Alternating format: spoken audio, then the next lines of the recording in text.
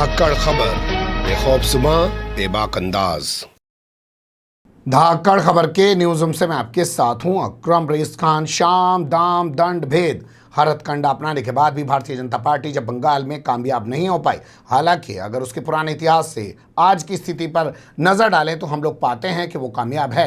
3 सीटों से 77 सीटों तक का सफर उसने तय किया, लेकिन उसको बंगाल में जो कामयाबी नहीं मिली उसके चलते उत्तर प्रदेश खिसकने का डर सताने लगा है। तभी तो आपने देखा होगा बंगाल चुनाव के बाद पूरा आरएसएस, भाजपा, सब लोग उत्तर प्रदेश के अंदर एक्टिव हो गए। कई दिनों तक चली जद्दोजहद के बाद वो उत्तर प्रदेश के सीएम आदित्यनाथ योगी को नहीं बदल पाए। छोटा सा पत्रकारिता का विद्यार्थी हूं, आपसे पहले कहा था ये त्रिवेंद्र सिंह रावत नहीं है उत्तराखंड के सीएम की तरह कि 2 मिनट में बदल के तीरथ सिंह रावत को बैठा देंगे। ये आदित्यनाथ योगी है, इनको बदलना इतना आसान नहीं है। ये सीएम का चेहरा नहीं थे 2017 में, तब भी ये सीएम बने थे और इन्हीं के नेतृत्व में अब चुनाव लड़ने की भारतीय जनता पार्टी ने मोहर लगा दी है। अब भी वो अपने दम पर सीएम बने हुए हैं, उनको हटाना इतना आसान नहीं है। लेकिन इसी बीच उनको तो हटा नहीं पाए, पर लगता है कि भीड़ तंत्र को एक्टिव कर दिया गया है या भीड़ तंत्र एक्टिव हो गया है। 2 अलग अलग जिलों में 2 ऐसी वारदातें हुई हैं जिन्हें हम कह सकते हैं कि भीड़ तंत्र एक्टिव हो गया है। एक जगह पे गोरक्षा के नाम पर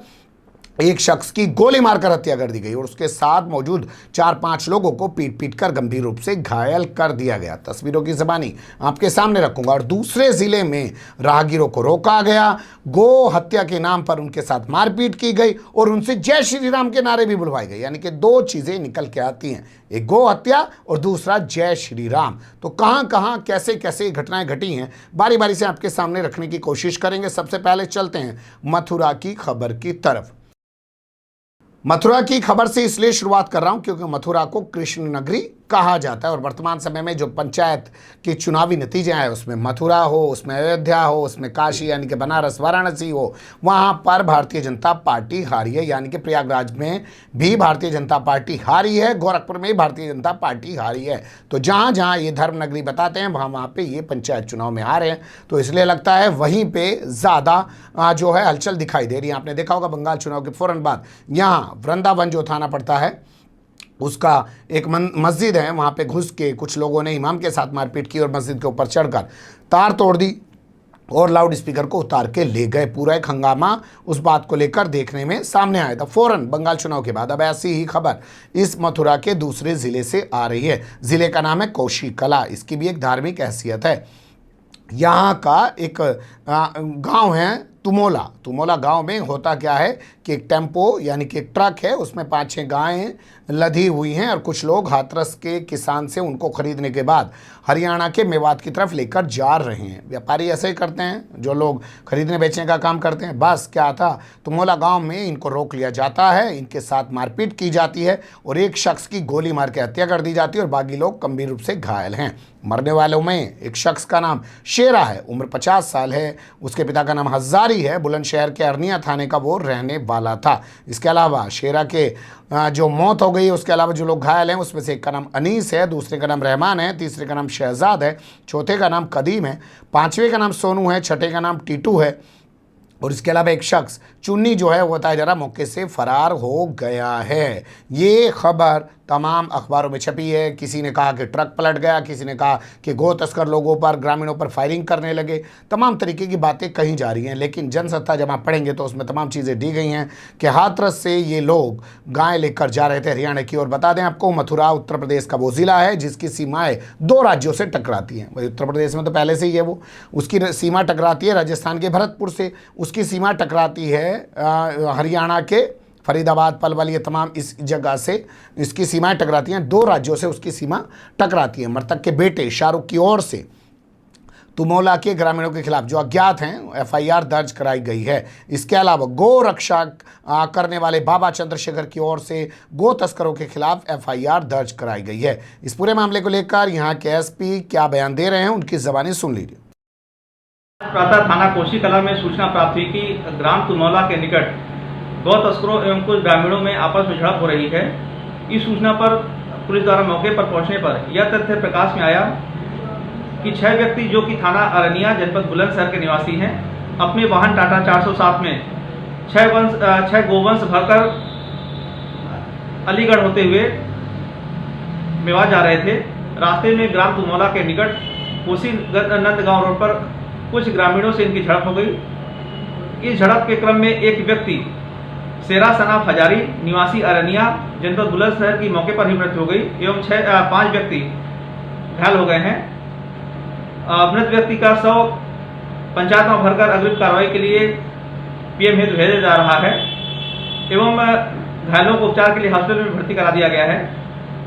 मौके पर टाटा 407 यूपी 13 बीटी 8524 में 6 गोवंश बंधे हुए बरामद हुए हैं। इस प्रकरण में घटना के संबंध में तहरीर प्राप्त कर सुसंगत धाराओं में अभियोग पंजीकरण करते हुए अग्रिम विधिक कार्रवाई सुनिश्चित की जाएगी। सुन लिया आपने। हमारे पास घटनाक्रम स्थल के कोई विजुअल नहीं है, हमने कोशिश की तमाम विजुअल कलेक्ट करने की, लेकिन आजकल हम देख सकते हैं कि जो पत्रकार हैं, जो लोकल स्तर पे काम कर रहे हैं, उनके अंदर भी वही सांप्रदायिकरण घुस चुका है। तो उनसे विजुअल मांगिए, नाम पता चलते ही क्या अकरम रईस खान विजुअल मांग रहा है तो वो देने से भी इनकार कर देते हैं। ये मानसिकता जो है वो सबकी बदल चुकी है, पूरा सिस्टम जो है इसका शिकार हो चुका है। लेकिन आपने सुना होगा एसपी की ज़बानी, उन्होंने इन्हें गो तस्कर बताया है। तो हमने आपके सामने अखबारों का और तमाम उनका भी हाल रखा, जो जानकारियाँ वो भी बताई और एसपी ने जो कहा वो भी बताया। लेकिन सबसे अहम चीज़ कि गो तस्करी के नाम पर, गो हत्या के नाम पर लगता है भीड़ तंत्र एक्टिव कर दिया गया है। एक शख्स की हत्या, 4-5 लोग घायल। अब चलते हैं दूसरी खबर की तरफ।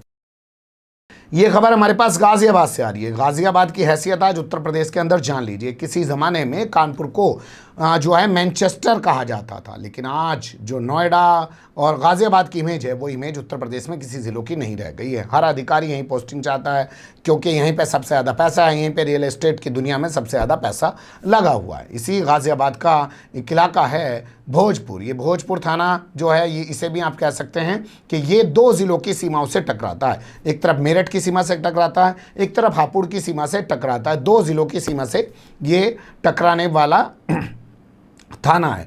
इसका एक गांव है दथेड़ी। दथेड़ी गांव में एक भीड़ इकट्ठी है, वहाँ से एक शख्स गुजर रहा है जो मसूरी का रहने वाला है। उसके चाचा का कहना है वो मदरसे में पढ़ने वाला छात्र है, उसका नाम है जीशान, और वो मसूरी का रहने वाला शख्स जो है वो अपनी बुआ या अपने किसी रिश्तेदार के यहाँ गया है एक गांव में। वारदात के वक्त जो है वो किसी काम से गया था त्योड़ी गांव। तो त्योड़ी गांव से वो वापस मसूरी को लौट रहा था, उसी दौरान उसको रोक लिया गया। किस बेरहमी से उसको पीटा गया, पहले आप वो किस तरीके से करा रहा है दर्द से पड़ा हुआ, उसकी ज़बानी सुन लीजिए, फिर कुछ और चीज़ें बताएंगे।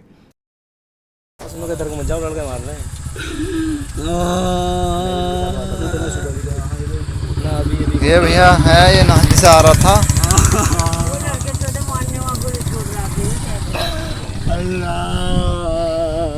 इसकी बाइक भी तोड़ दी गई है।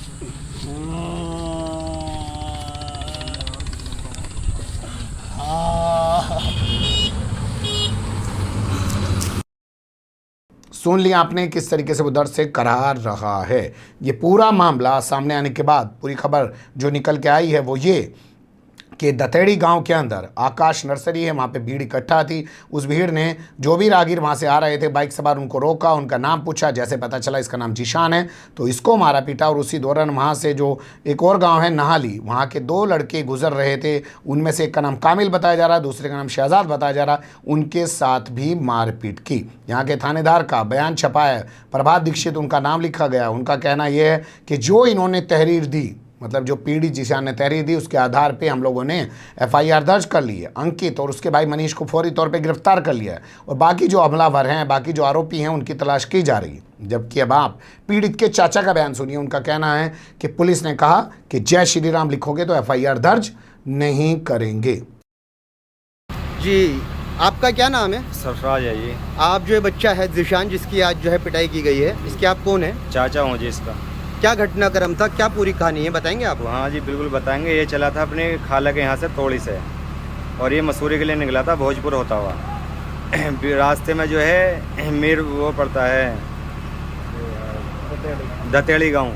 दतेड़ी में जो है इसे रोका गया और इससे पूछा गया कहाँ जा रहे हो और कहाँ से आए हो। उसके बाद जो है इससे पूछने के बाद इसने बताया अपना नाम जीशान।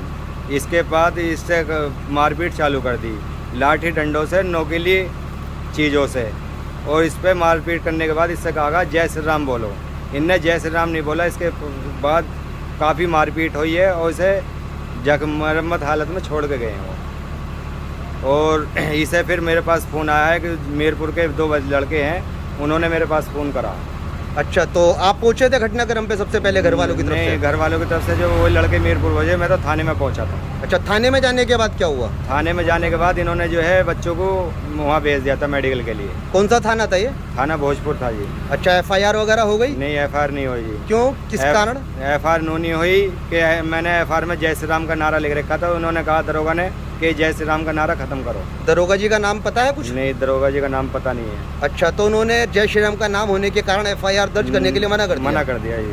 अच्छा, सुन लिया आपने, पीड़ित के चाचा का बयान ये है, थानेदार का बयान वो है। अच्छा बुरा आप सोचिएगा, कहा यह जा रहा है कि उस वक्त वहाँ पे गोवंश मिले थे, यानी कि गोवंश के अवशेष मिले थे, उसी से लोग नाराज़ थे, वो इकट्ठा हुए थे और उसी दौरान वहाँ से जो लोग गुजर रहे थे, अगर उनका नाम मुस्लिम था, उनको रोका गया, उनके साथ मारपीट की। तो मथुरा में गो तस्करी के नाम पर हत्या कर दी और यहाँ गो तस्करी के नाम पर रास्ते में रोक रहे हैं, उनको मार रहे हैं और उनसे जय श्री राम का नारा बुलवा रहे हैं। तमाम चीज़ें समेट के आपके सामने रखी, अच्छी बुरी जो भी लगी हो आप कमेंट्स के रूप में अपनी राय दे सकते हैं। खबर को लाइक कर सकते हैं, चैनल को सब्सक्राइब कर सकते हैं और ज़्यादा से ज़्यादा हमारी खबरों को शेयर कर सकते हैं। फिर ऐसे ही किसी सुलगते हुए या उलझते मुद्दे लेकर मैं आपके सामने हूँगा हाजिर। फिलहाल अभी मुझे दें इजाज़त।